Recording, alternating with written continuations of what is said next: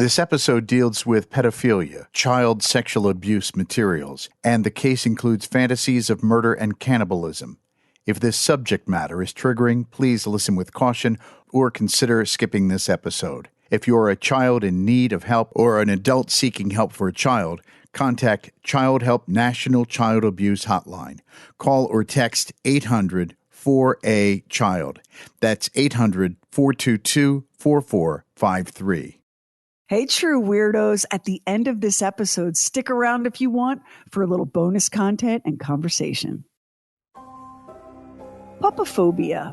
Not the fear of razor-sharp puppy teeth. No, it's the fear of puppets. Don't laugh, it's real. Sweating, tremors, racing heartbeat, panic, nightmares, depression. If you have puppephobia, puppets can seem like the worst possible unholy marriage of clowns and dolls. A thing presented as just harmless good fun. A thing with a painted-on smile. But a puppet is a thing that has the power to come alive and speak to you. And this little puppet right here, it just wants to eat you up. And make out a small beam of light against the mirror.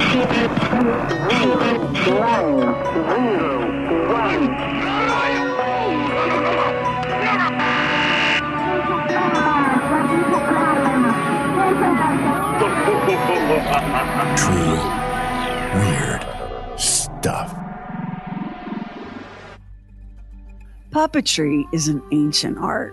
There's some debate on the origins, but China and India are the frontrunners with evidence suggesting that puppets were helping humans tell their stories as far back as 1000 BCE. Those early puppets were simple creations made from whatever was at hand. And at first, puppets were part of sacred religious and cultural rituals. It took the ancient Egyptians to give the world its first taste of puppet theater. Their first creations were made of wood and operated by strings. These primitive puppets were designed to simulate everyday sorts of tasks, cooking, carrying water, that sort of thing, which was a very impressive trick for the times and really wowed the crowds. Over time, the Egyptians created ever more artful puppets made of much finer materials. String was replaced with wire and crude wooden limbs with cleverly jointed clay arms and legs, or ivory, depending on the wealth and status of the puppet's owner. Puppets have even been found entombed with the pharaohs, presumably to be shipped off with them to the afterlife. But puppets weren't toys for the ancient Egyptians, and they weren't meant just for entertainment. Puppetry was part of ritual. Example, the ancient Egyptians used puppets as fertility symbols in their Osiris feasts. These were a celebration of the cycle of death and rebirth, of the god Osiris, but also of the land and its people. Picture a simple human-like figure, about 2 feet tall, with articulated joints. Women would carry these figures aloft using ropes to manipulate the limbs. Each of these figures had a little something extra, an enormous phallus, also about 2 feet in length. According to the historian Herodotus, the women would tug on the rope attached to the phallus and it would waggle about as guests feasted. Can you imagine? Let's get a petition going, Max, to have this added to the Academy Awards. What a crowd pleaser. Can you even imagine the ratings boost? Wow. Oh no! Oh no, it looks like Ben Affleck just got sideswiped. Careful there, ladies. The ancient Greeks also incorporated puppets into their religious ceremonies. Like those in Egypt, the figures were also about 2 feet high, manipulated by strings, and toted around by women singing of Dionysius, the god of wine and fertility, theater and religious ecstasy. The scholar Molly Annika Skotheim has written that puppetry in the ancient world was like a doorway to the divine, because puppets were inanimate things that could be made to appear like living things. What an incomprehensible wonder that was back then, bordering on sheer magic. But even then, puppets were already morphing into a kind of entertainment seen to be fit for children. So there was this king named Antiochus Cyzicenus, who ruled Syria from 115 to 95 BCE. And among his many charms, the king fancied himself a puppeteer. This was not considered to be behavior befitting of royalty. Listen to this report from a dude named Diodorus Siculus.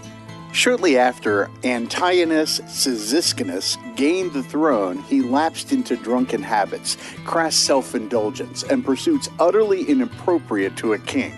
He delighted, for example, in mimes and exhibitionists, and generally in all showmen, and devoted himself eagerly to learning their crafts. He practiced also how to manipulate puppets and personally to keep in motion silver-plated and gilded animals, 5 cubits high, and many other such contrivances. On the other hand, he possessed no store of city-takers or other instruments of siegecraft that might have brought him high renown and performed some service worth recording. It's fun to imagine a king more focused on playing with puppets than in conquering distant lands or what have you, isn't it? Imagine that world for a second. You really think things here on Earth could be any worse if our global leaders were more like Jeff Dunham than Vladimir Putin? But you know how it is with our species. It seems we'd rather have bloodshed than merriment. Oh, and by the way, a cubit is the distance from your shoulder to the tip of your finger. So a puppet 5 cubits high. That's a pretty big puppet. Here's the thing about puppets that's as true today as it was thousands of years ago when our ancestors gasped in wonder at how the illusion of life could be breathed into a bundle of sticks and string. Puppets have the power to show us both sides of the human soul. A puppet can be playful and light, set free of the limitations of the physical body and the rules imposed on us by society. Puppets can mock authority, can break the rules in ways that are harmless and funny. Puppets are immune to pain, to physical injury, to gravity even. But a puppet can also take us into the dark, acting out the kinds of impulses that we repress and prohibit. A puppet can get away with the unspeakable. This is why ancient people enjoyed puppetry, but also feared it. They saw puppets as existing somehow on the boundary line between dreams and reality, between the living and the dead. Fast forward to now when puppets are still big entertainment. I mentioned Jeff Dunham. He's a comedian and a ventriloquist. He works with puppets. They're just called dummies when used by ventriloquists. Forbes ranked Jeff in the top 3 highest paid comedians in the U.S., something he's more than earned. He's a really brilliant guy. We've known him for a long time. And what Jeff knows is this. His puppets, Walter, Ahmed, the dead terrorist, Bubba J, Peanut, just to name a few, those puppets can get away with murder. And when you're in the audience, you completely fall under the spell of those inanimate little beings who've come suddenly to salty, silly, shocking life. And puppets are still enjoying a very comfortable spot in modern religion. Let's talk about something called puppet ministry. It's a journey that will lead us straight to a monster. Now, your puppet ministry is a fine thing in and of itself. You can't blame the idea of puppet ministry for the monster we'll meet in this story. A monster who used it for evil, which is gross and unfortunate. But we know how people can be, don't we? How people can take even the sweetest, most innocent things and warp them into something foul and perverse. According to a website called puppetministryworld.com, you can sum up the concept of puppet ministry like this. Puppet Ministry is a team dedicated to sharing the gospel of Jesus Christ with your church community and the world using stories, songs, and humor through the art of puppetry. And a great puppet ministry is designed to break down barriers in order to share the gospel in creative ways that appeal to children of all ages. Cool. The ancient Greeks couldn't have said it any better. And for some churches, the COVID lockdowns ended up leading to a resurgence in puppet ministry. Little kids can have a tough time sitting still and paying attention during church services. Putting those services online didn't exactly help. Enter puppets, and suddenly kids were more engaged. Makes perfect sense, right? Congregations that rode the Christian puppetry wave in the 1990s, only to see it fade out, were back in business. And hopefully, they were able to buy back their old puppets cheaply on eBay. Because, used church puppets were all over that site. Some puppeteers, though, never abandoned that ministry, even as the novelty wore off and puppets found themselves replaced by big screen videos and mega church rock bands.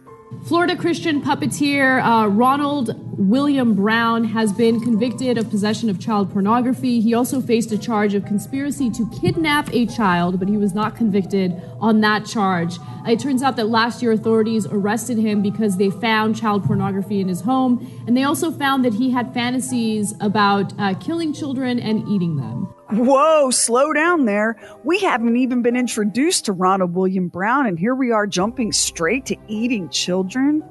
Patience, patience. We have to start with Joy Junction, a Christian-themed TV show for kids.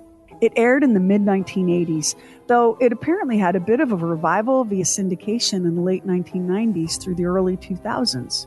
The premise was fairly simple. The show was set in a make-believe village called Joy Junction. The host was Sheriff Don. There was a nice lady named Mrs. Peterson and a gentleman called Professor Ron. The professor was a ventriloquist with a little puppet friend named Marty. If going to church every Sunday makes you a Christian, then going to McDonald's every week must make me a hamburger. Marty? Well, Ron, it's true. Well, you do make a good point there. Just going to church doesn't make a person a Christian. That's true. You know, Ron, you have to invite Jesus Christ to come into your heart and ask him to forgive you of your sins. That's right, Marty. And you know, after you do that, you're supposed to grow in the Lord. Huh? Well, I don't mean we're supposed to grow physically, but we are supposed to grow spiritually. You know, I'm thinking of 2 Peter 3:18, which says we're supposed to grow in the grace and knowledge of our Lord and Savior, Jesus Christ. Well, what does that mean? Well, it just simply means, Marty, that we're supposed to get to know the Lord better and grow in our relationship with Him. Professor Ron, played by Ronald William Brown. Brown had his own business, an outfit called Puppets Plus that he started in 1992. He performed at shopping centers and Pinellas County schools and summer camps, and even volunteered at the Gulf Coast Church near his home in Largo, Florida. He was the kind of guy who gave the neighborhood kids free pizza and offered them rides in the church van. And then came July 20th, 2012, when police showed up at his door in the Whispering Pines mobile home park. They arrested the 57-year-old on federal charges of conspiring to kidnap children. Were the neighbors shocked at this turn of events? Not really. One neighbor, Laura Jean Shake, told a local TV news reporter, "He was an antisocial, strange person. He would never associate or speak to any adults." But another neighbor said that parents had no idea that the man offering their kids free pizza and free rides was being anything other than helpful. Maybe it's me and my insane background, but a man who lives alone, doesn't speak to me, but offers my kid pizza and a ride, is a man made up entirely of giant red flags, all waving furiously in the wind. But I'm just suspicious that way, I guess. Anyhow, the police hauled puppeteer Ronald William Brown off in handcuffs. At the time of his arrest, Brown had no prior criminal record, but he did have a couple of encounters with law enforcement that were disturbing in hindsight, and honestly, maybe should have been way more disturbing at the time they happened. Like the traffic stop in 1998, where a Pinellas County Sheriff's deputy spotted a pair of boys' underwear briefs partly stuffed into the driver's seat beside Brown. When questioned, Brown told the officer that the underpants were for one of his puppets, which, would seem to be the kind of response that might raise an eyebrow. But I guess it was the 90s, and people were like, cool, your puppet wears underpants. Alrighty then, watch your speed and have a good night. Brown's next run-in with the law came in 2010, when Largo police responded to a call about Brown driving around with a young boy in his car. That one turned out to be a false alarm. The boy was just one of many to whom Brown offered rides, and the child's parents were fine with it. But when Brown was arrested that afternoon in July 2012, the cops were working with more than a pair of boys' underwear and a 911 call from a concerned neighbor. The Department of Homeland Security had launched an international investigation into child pornography called Operation Holitna. That led agents first to Boston, then to the Netherlands, then to a Kansas man named Michael Arnett, and from there to Ronald William Brown in Florida.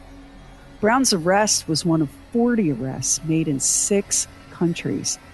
The details in the arrest report and the legal filings are gruesome. Arnett was arrested in Kansas City more than a month before cops picked up Brown. From the documents filed in March of 2013 in U.S. District Court. Through the forensic examination of Arnett's computers, it was discovered that Arnett had been communicating with and exchanging child pornography materials with other individuals using online chat programs, as well as engaging in extremely graphic discussions regarding the kidnapping, sexual abusing, murdering, and eating of children. One of the individuals that Arnett was discussing the abuse, abduction, murder, and cannibalism of children was using the Yahoo screen name Ulime. A subpoena directed to Yahoo for screen name Ulime showed that it belonged to the defendant, Ronald Brown. A search warrant was obtained for Brown's mobile home. What was found? Hundreds of images of child pornography and child erotica, including various images showing children being bound and tortured. Additionally, Brown had hundreds of images of deceased children. Multiple devices were seized by the police. Brown possessed numerous images of child pornography, including 2 images of a naked baby whose hands were bound to his legs, which were separated and splayed apart, displaying his genitalia in a lewd and lascivious manner. The baby victim has been identified by law enforcement, and the images were taken in California and thus traveled in interstate commerce. I know this stuff is hard to hear. Take a breath. And do you think we might agree that the phrase child erotica is appalling and needs to be set on fire? Also, we now refer to these kinds of images and this kind of content as child sexual abuse materials, or CSAM. Calling it pornography or erotica lends a twisted legitimacy to what is so clearly criminal abuse. And before you try to both sides me on this, maybe check yourself and ask why this is a hill you want to die on. You think that any infant or any child is capable of consent? Back to the legal documents. Brown had quite the collection of floppy disks in that year of our Lord 2012, a full year after that particular storage media was considered graveyard dead. But the feds had no trouble viewing what was on those floppies.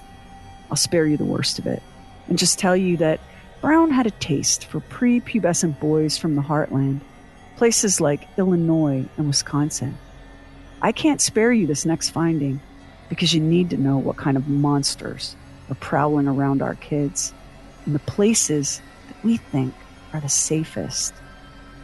Further forensic review revealed that on May 28, 2012, just 54 days before police showed up at Brown's home, the puppeteer had knowingly received numerous CSAM images from an individual he was chatting with online, who shared that they had photos of nude boys and babies, including some images of children who were bound and tied. Brown was apparently delighted to hear this, responding that he would very much enjoy seeing boys tied up. As the chat progressed, Brown went further, saying that he liked seeing boys urinating while tied up. In response to one image in particular, Brown gushed that he'd, quote, love to snuff him, meaning the child. Then he gloated, the tied up ones are best. During a post-arrest interview with police, Brown admitted that Ulime was indeed his Yahoo alias, and that he'd created a folder on his computer for the images he'd received in these chats on Yahoo Instant Messenger.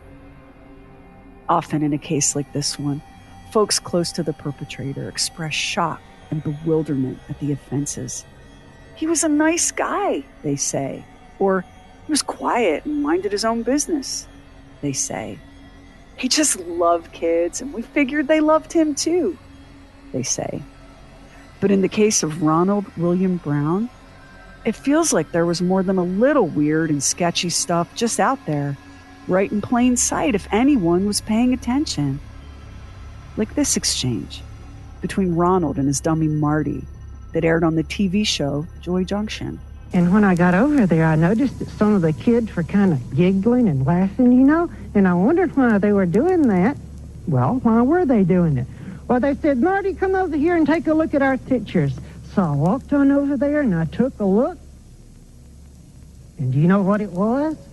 What was it, Marty? Well, it was in Arizona, I'll tell you that right now. Ron, they were looking at some dirty pictures and they wanted me to look too. Well, Marty, what did you do? Well, I said, look, guys, I like you a lot and I want to play with you, but I can't look at those pictures. I just can't do it.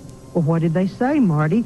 They said, oh, Marty, come on. Your parents are in the house. No one will see. Well, what did you say? I said, that may be true, but I know someone who will see, and that's God. I want to shout out YouTuber Cringe Venom for hunting down and compiling some of this material from Joy Junction, because that show vanished from the internet after Brown's arrest.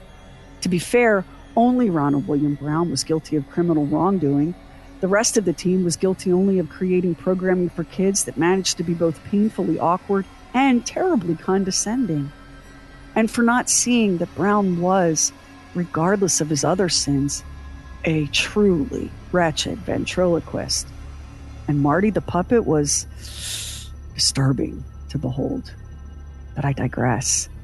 Stretching as far as humanly possible to give the producers of Joy Junction the benefit of the doubt here, because who knew the truth about Brown back then? Knowing who he is now, it's hard to watch or listen to a clip like this without your skin crawling.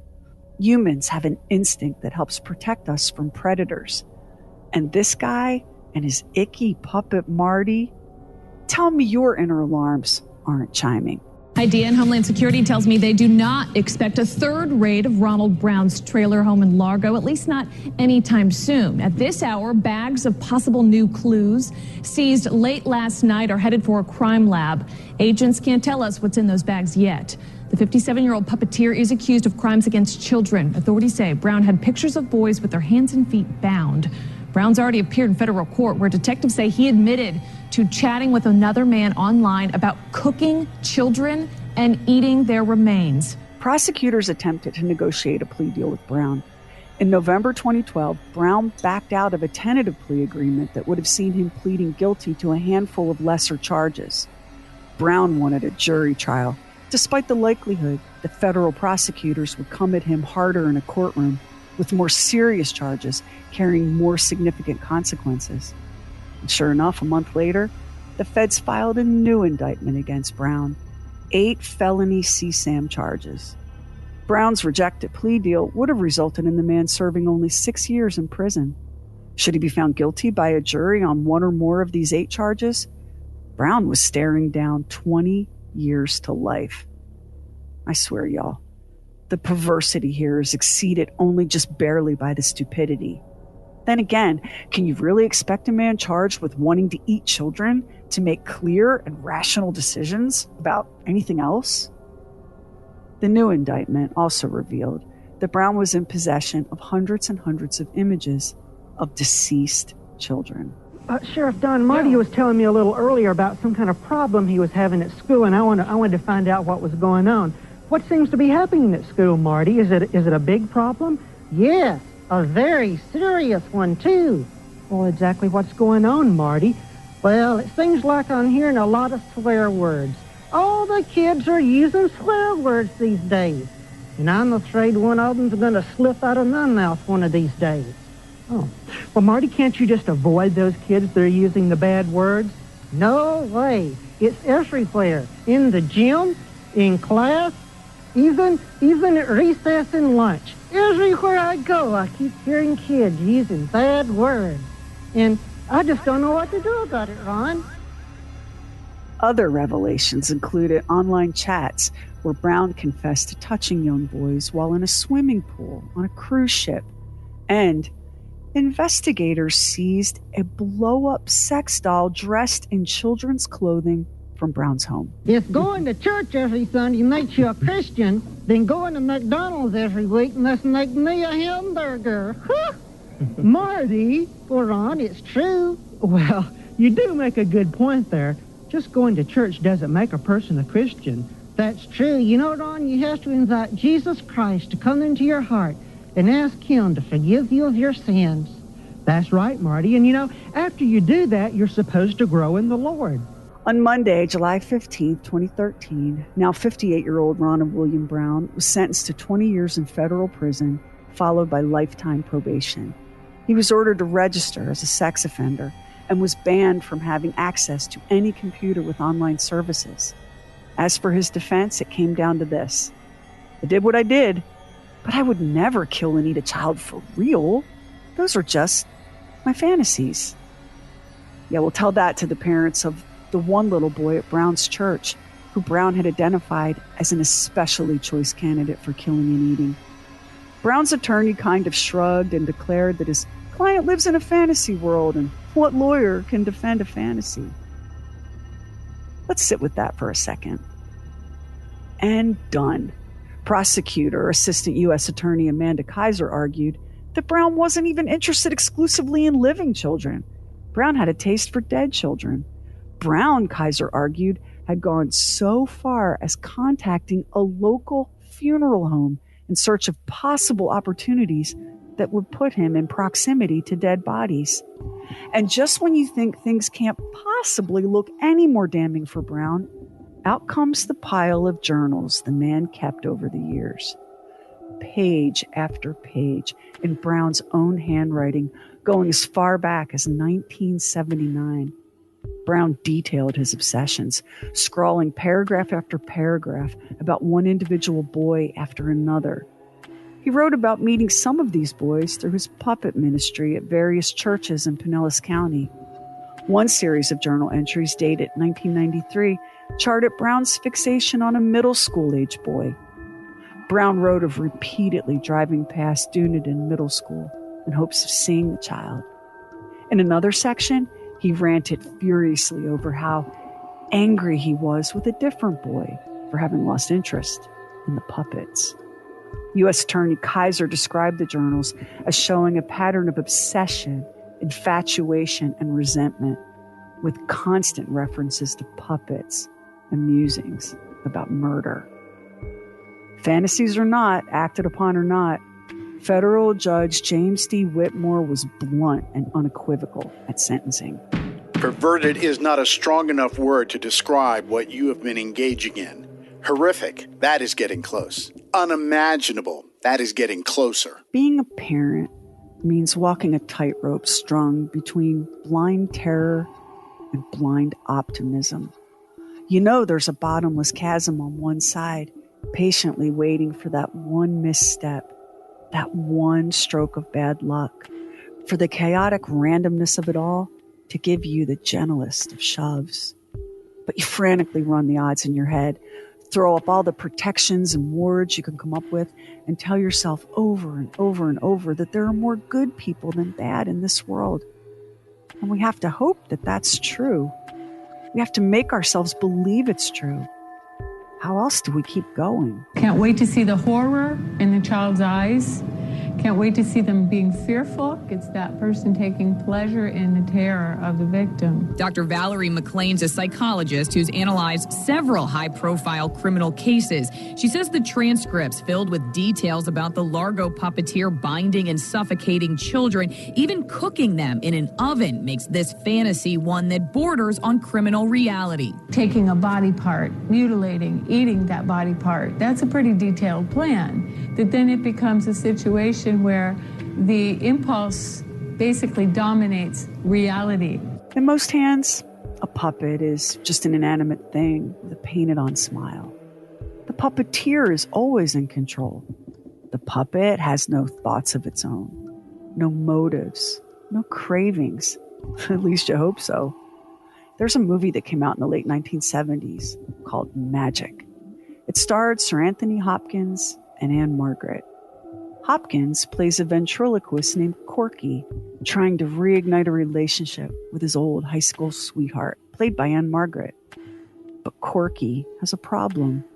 His dummy, Fats, seems to have developed a mind of his own. Abracadabra, I sit on his knee. Presto, changeo, and now he is me.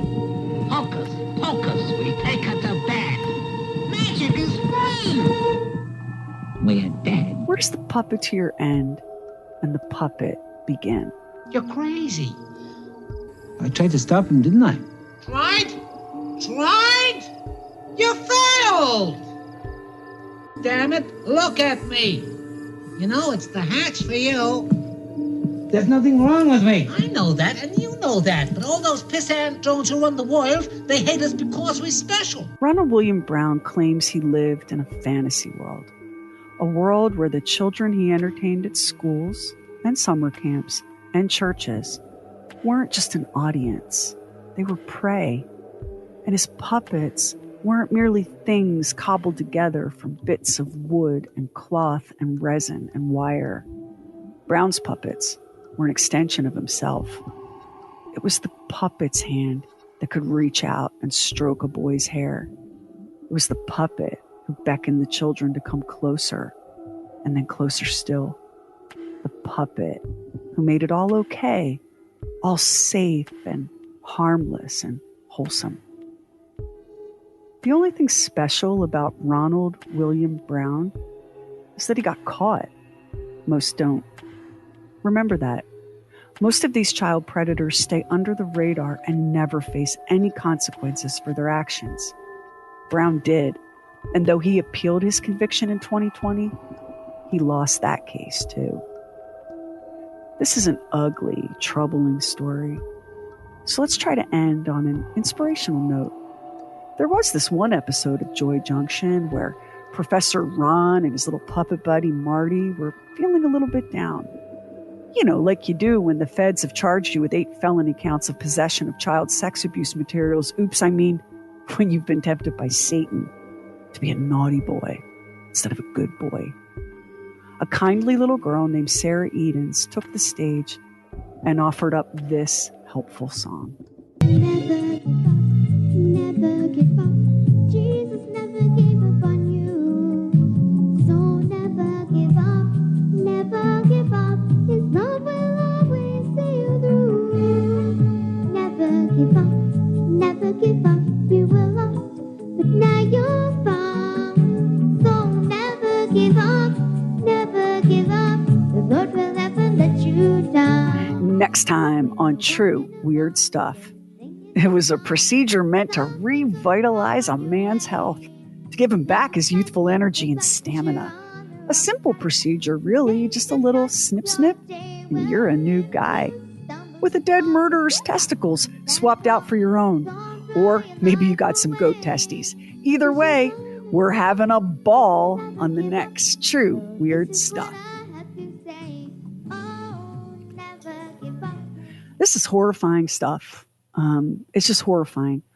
You think your kids are safe at school, at least from sexual predators, and certainly at church.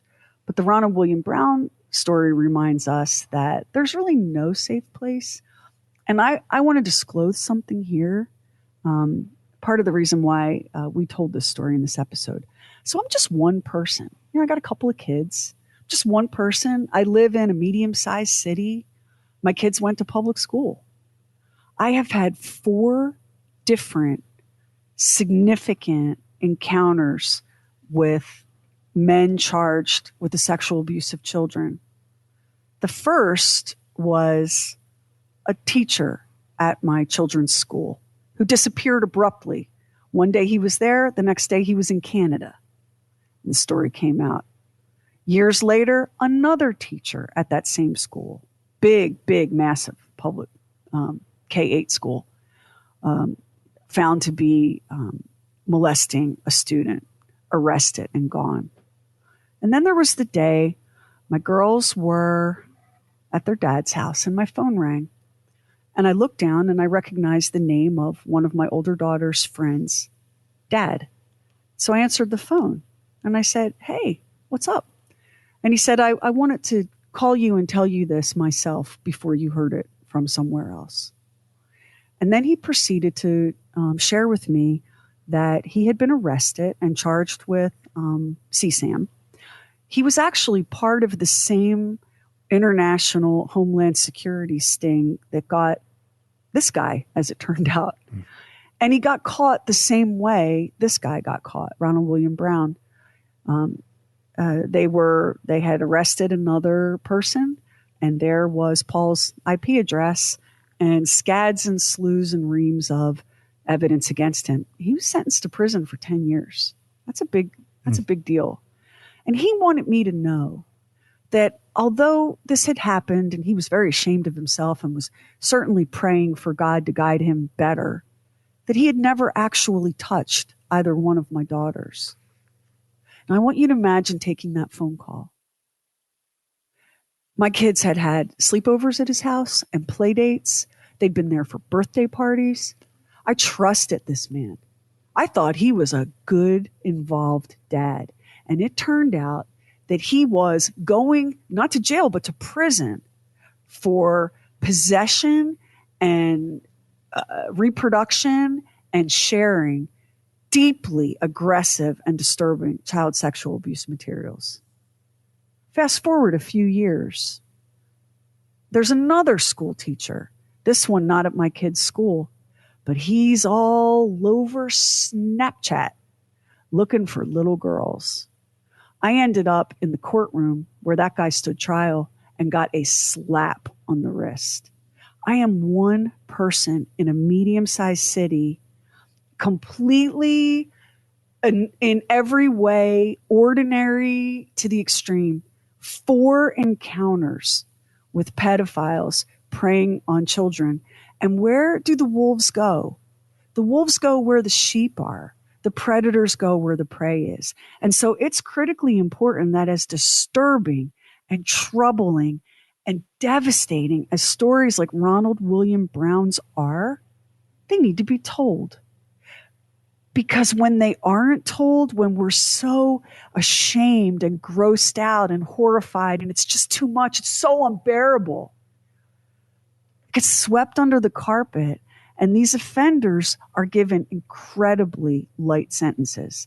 The only reason that Ronald William Brown was sent off, because it was a federal case at this point when he knocked out of his plea deal, was sent off to a federal corrections institute and held. That the only reason is because it didn't go through the local court system, the state, the municipal court system.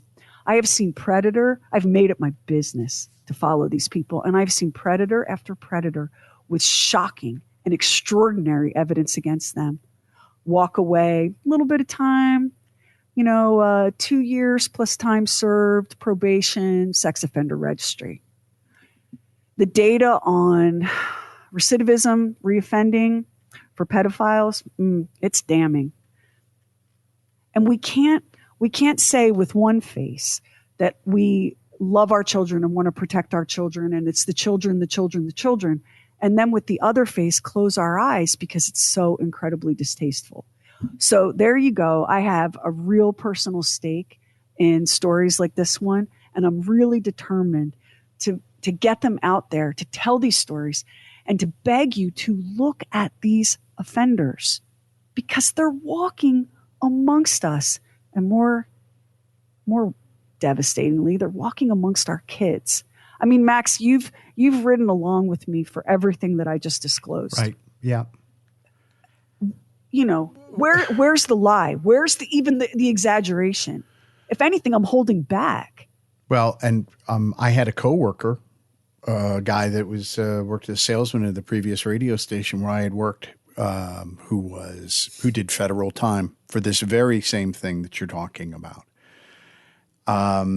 And I think the thing that is most haunting and horrifying is the fact that most of them won't get caught. That they'll do this and they won't get caught. They don't get caught. The thing with Brown, so it's an old story. Oh, he's a guy that gets off on little boys. Tragically, that's not really a novelty for humanity. What really jumped the shark with Brown and why the feds came down on him so hard.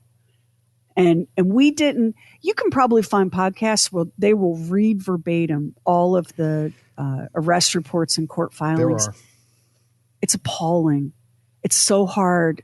I mean, I have read through these documents with tears streaming down my face.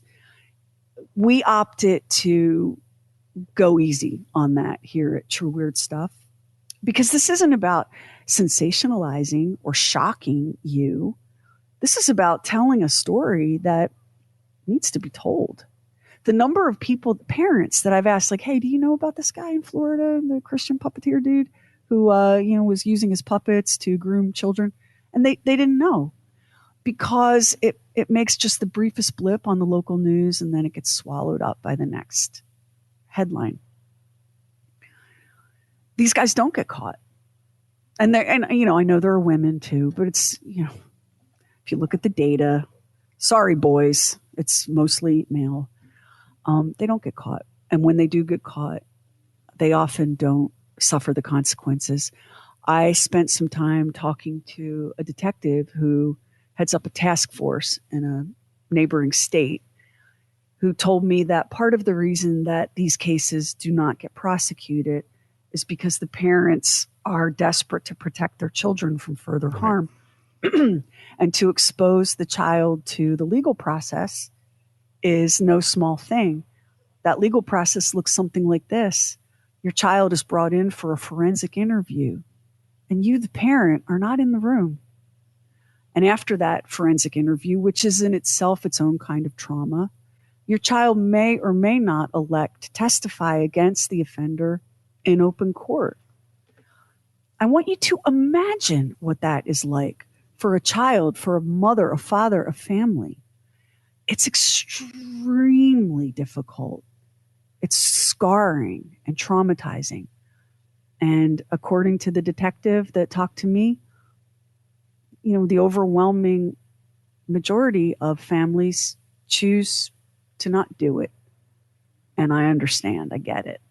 Having sat in a courtroom or two and watched these cases be prosecuted, and watched these offenders walk away with very light consequences in many cases, you understand why a parent would seek to protect their child from that. But as long as we keep leaving sheep close to the fence line for the wolves to snatch, the wolves have very little incentive to alter their own behavior. And the internet has just amplified all of those opportunities for predators. Even, you've heard of the dark web. Mm-hmm. So CSAM images of children, once an offender has been arrested, we'll talk about Ronald William Brown here, law enforcement takes those images and they watermark them so that they can follow their journey around the dark web. Because when you've heard that you can never really truly delete anything, that's true. That's true. And for those children who have been victimized, those images that have been bought and sold and traded, that are circulating, like the baby whose identity they were able to trace back to California, that's forever. And the best that you can hope for is that watermarked image will set off a ping, which will lead to another offender getting a knock on the door. But man, that's very unsatisfying, isn't it? Yeah, I mean, it hardly makes up for the damage that's being done. So, Max, talk to me about the guy who lives alone and is always inviting the neighbor boys over for pizza and giving them rides. You're not, you're a dog dad, which I know is something we make fun of, because Max is like, please don't call me a dog dad. I'm a dog lover. So you're not a parent, but as someone who's not a parent, do you not look at that and go, whoa, whoa, whoa, whoa? Yeah. I mean, I think you should. I mean, if something seems wrong, if something doesn't seem right, it's probably not. I mean, I don't know what Michael Jackson did or didn't do, but I can look at that situation and say, something doesn't seem right here. Normal people don't act this way. Normal, healthy people don't act this way. I don't know what he did or didn't do, but if you're seeing a situation where that's happening, I think you need to have lots of questions. The pattern, you see it once, all right, that's a little strange. You see it twice, it's a little, but it's a lifestyle now, as it was for Ronald William Brown in his neighborhood. And everyone knew it. Oh yeah, he lives alone. He's a puppeteer. He has pizza parties for the neighbor kids and drives them around in the church van. Like, I would ever let one of my kids participate in that. Like, come on. And the sad thing is, here's the sad thing. Guys like that ruin it for the genuinely good people who are altruistic and kind. They ruin it. This is the thing that's always so sad. I mean, it really is. But you're thinking, well, he's doing this from a religious bent, which makes you perhaps give him a little bit more trust. Because of that, you go, well, this is what he's doing. He's just being a good guy, and he's trying to, spread the message of Jesus, and that's what he's doing.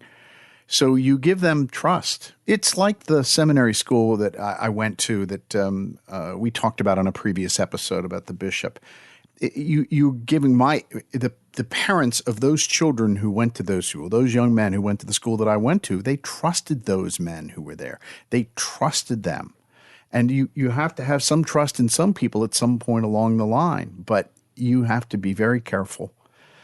I think that we probably know more about it now than we did before. I think what happened a lot of times is it was swept under the rug and it didn't come out. And I don't think nearly as many people were convicted of such things. Now, we didn't have the internet either, but you certainly had predatory behavior and people that were grooming children and whatnot.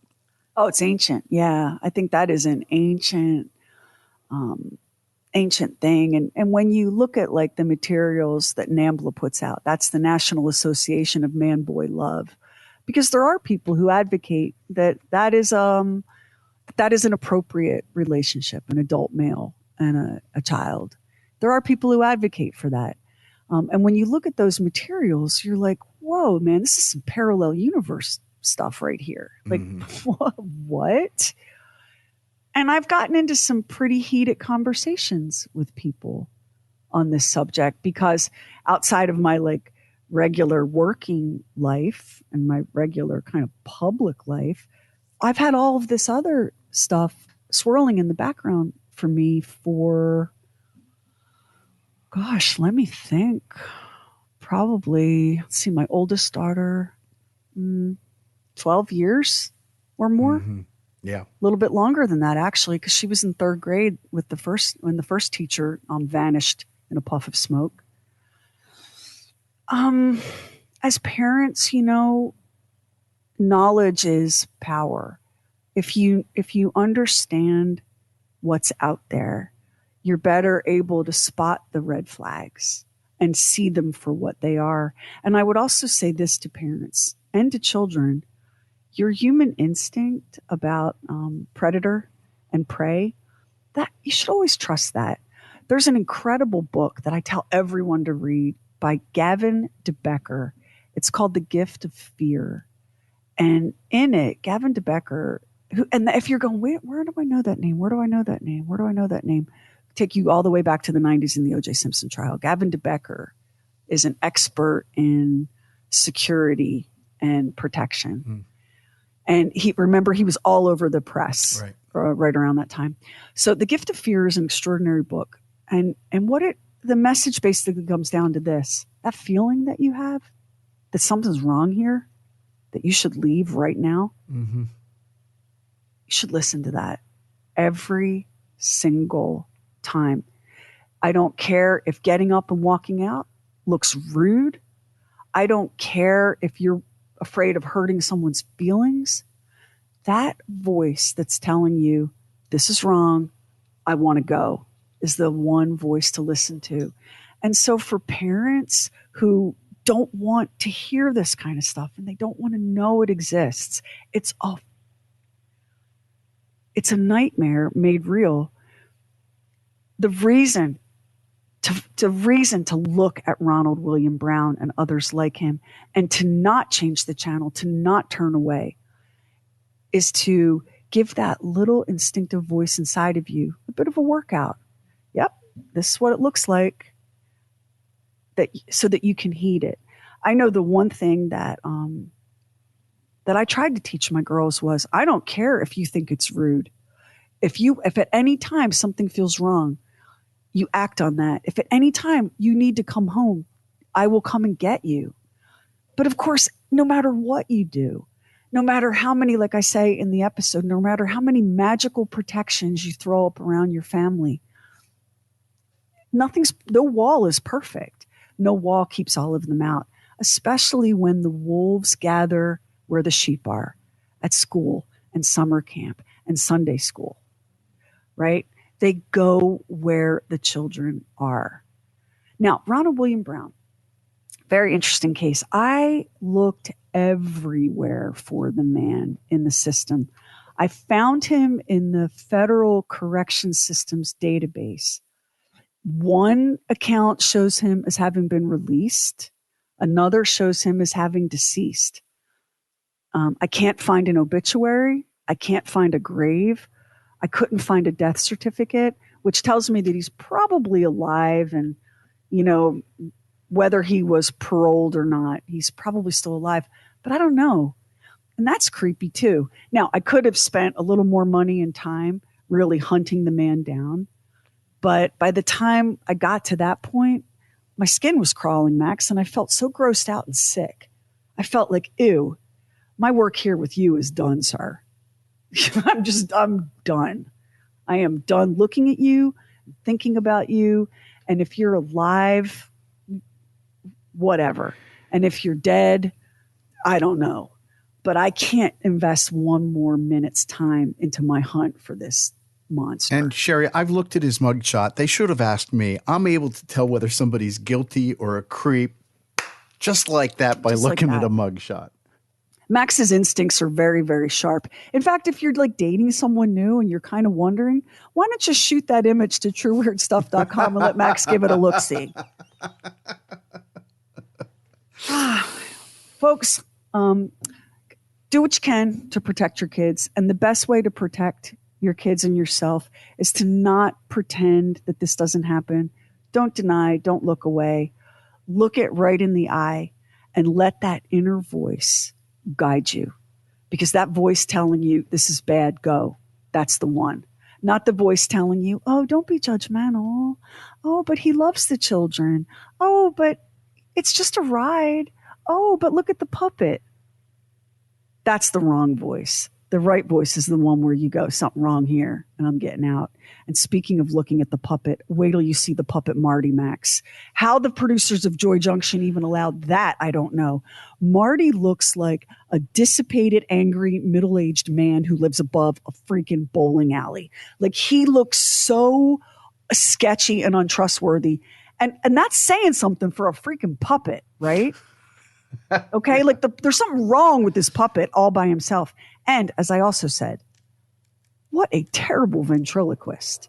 Like that was the other thing that tripped my instinctive wires. Like, man, you really want to be around these kids something fierce because you haven't even bothered to try. And if you listen to us on Apple Podcasts, hit the plus button in the top right corner, and now it helps an independent podcast like ours to get discovered. And we really appreciate it if you subscribe, rate, and review True Weird Stuff. Hit our website, trueweirdstuff.com, for show notes and photos and videos when we have it, and bonus content. Everything True Weird is waiting for you at trueweirdstuff.com. And follow True Weird Stuff on Instagram and Twitter. True Weird Stuff is a Now Media production. Our executive producer is Anthony Garcia. The show is written and hosted by me, Sherry Lynch, along with my deeply weird director, Max Sweeten. Our equally odd producer is Carrie Bowser. Additional production by the mysterious Stephen Call. Our digital witch and social media cult leader is Heather Furr. Original graphics by Kevin Nash. Original artworks by Olivia Axon. True Weird original music composed and performed by Jack Griffin and Zane Nash. Copyright 2024 Now Media. All rights reserved. All wrongs remembered.